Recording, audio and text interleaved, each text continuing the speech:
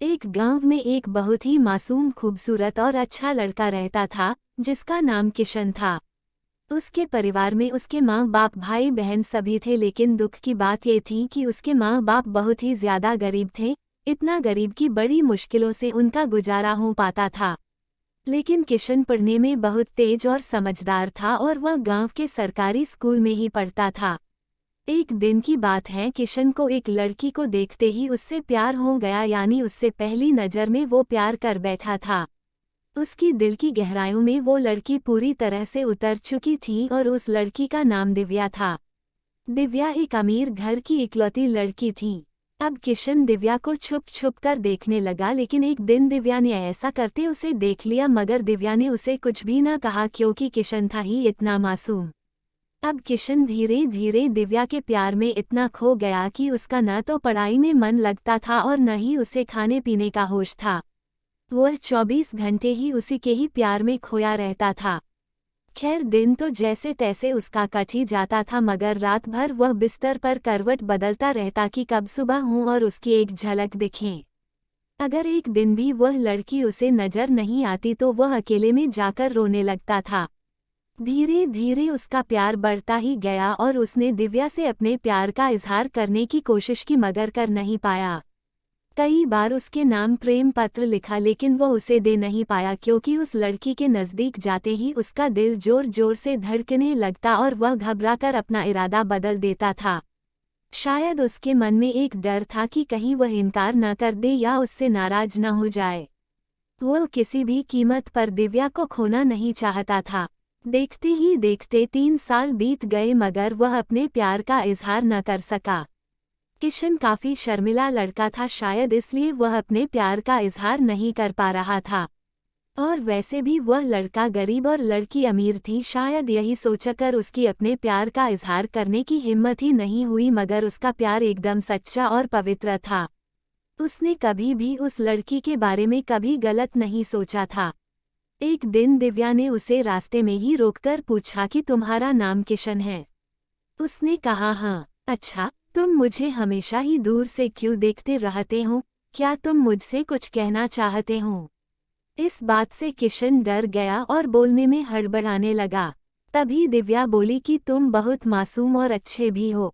उस दिन शायद बात बन ही जाती, मगर किशन उससे बात करने में बहुत ही ज्यादा शर्मा रहा था, तो दिव्या ने कहा कि क्या तुम मुझसे दोस्ती करोगे? ये कहकर दिव्या ने अपना हाथ आगे बढ़ा दिया, तो जल्दी से किशन ने उसका हाथ अपने हाथ में लिया और कहा कि हाँ, मैं तुमसे दोस्ती करना चाहता हूँ। दिव्या के चेहरे से लग रहा था कि वो किशन से पूरी तरह इम्प्रेस हो चुकी थी। अब वो दोनों ही एक दोस्त की तरह मिलने लगे और दिव्या को भी शायद उससे प्यार हो चुका था और वो भी किशन के कुछ बोलने का इंतजार कर रही थी। किशन को भी ये पता लग चुका था कि दिव्या अब पूरी तरह से उसकी दीवानी हो चुकी थी, बस उसे प्रपोज करने की ही देर थी। मतलब उन दोनों को ही एक दूसरे से बेहद प्यार हो चुका था। तभी एक दिन किशन के पिताजी बहुत बीमार हो गए और वो वैसे भी अब काफी बुजुर्ग हो चुके थे, इसलिए उनसे काम की कोई भी उम्मीद नहीं थी। किशन के पिताजी की ही वजह से घर का सारा खर्चा चलता था, लेकिन अब क्या होगा? किशन की 2 जवान बहन भी थी जिनकी अब शादी भी करनी थी। तभी किशन के पिताजी उसे कहते हैं कि बेटा, अब शायद तुझे पढ़ाई छोड़नी होगी और शहर जाकर नौकरी करनी होगी। शहर में मेरा एक दोस्त व्यापारी है, रामप्रसाद, वो तुझे अपने पास काम पर जरूर रख लेंगे, तू बस उसे मेरा नाम बता देना। मेरा नाम सुनते ही वो तुझे काम पर रख लेगा और तनख्वाह भी अच्छी दे देगा। परिवार को दुखी देखकर किशन को शहर जाना ही पड़ा। किशन अपने गरीब परिवार के लिए शहर कमाने तो चला गया, लेकिन अब उसका हाल जल बिन मछली के हो गई। वो 21 साल का लड़का दिन भर काम करता और रात भर उस लड़की की याद में रोता रहता। ऐसे ही करीब 1.5 साल बीत गया, तभी एक दिन उसका दिल ऐसा उड़ा कि वह काम छोड़कर शहर से अपने गांव भाग आया। गांव आकर वह देखता है कि 10 दिनों के बाद दिव्या की तो शादी होने वाली थी और वो उस शादी से बहुत दुखी भी लग रही थी। तभी किशन की माँ ने बताया कि तेरी एक दोस्त दिव्या कई बार अपने घर पर आई थी और वो बस तेरे ही बारे में पूछती थी। अब तो किशन को ऐसा लग रहा था कि जैसे उसकी तो सारी दुनिया, सारी खुशियां ही उजड़ चुकी हों, लेकिन वह क्या करता? एक तरफ प्यार था और दूसरी तरफ गरीब परिवार था और उसके कंधे पर पूरी जिम्मेदारी भी थी। वह दिव्या से आखिरी बार भी नहीं मिला और उसने ये फैसला कर लिया कि उसे अपने बूढ़े माँ बाप और अपने छोटे भाई और बड़ी बहनों की खुशी के लिए अपने प्यार की कुर्बानी देनी ही पड़ेगी। ये सोचकर उसने अपना फूल जैसा दिल पत्थर का बना लिया और वो दिव्या से भी बिना मिले ही शहर वापस चला गया। जाते जाते भी उसकी जान निकल रही थी कि काश दिव्या उसे मिल जाती।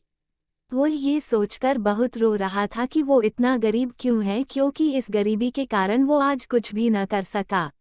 लेकिन किशन आज भी दिव्या के बारे सोच सोचकर छुप छुप के खूब रोता है और खूब तड़पता भी है। उसके मन में आज भी सिर्फ दिव्या के लिए ही फीलिंग और प्यार है।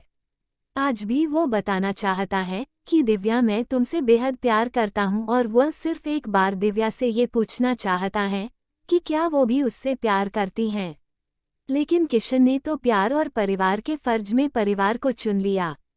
तो दोस्तों, किशन ने परिवार के फर्ज को चुनकर सही किया, और क्या उसे इतने गरीब परिवार को मजबूरी में छोड़कर अपने प्यार को अपनाना चाहिए था? प्लीज़ कमेंट करके अपनी राय बताएं।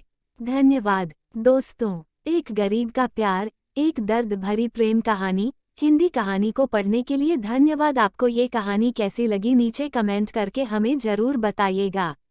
अगर आपको ये कहानी पसंद आई हो तो अपने दोस्तों के साथ ज़रूर शेयर करें और ऐसे ही प्यारी कहानियाँ सुनने के लिए हमारे YouTube चैनल से जुड़े।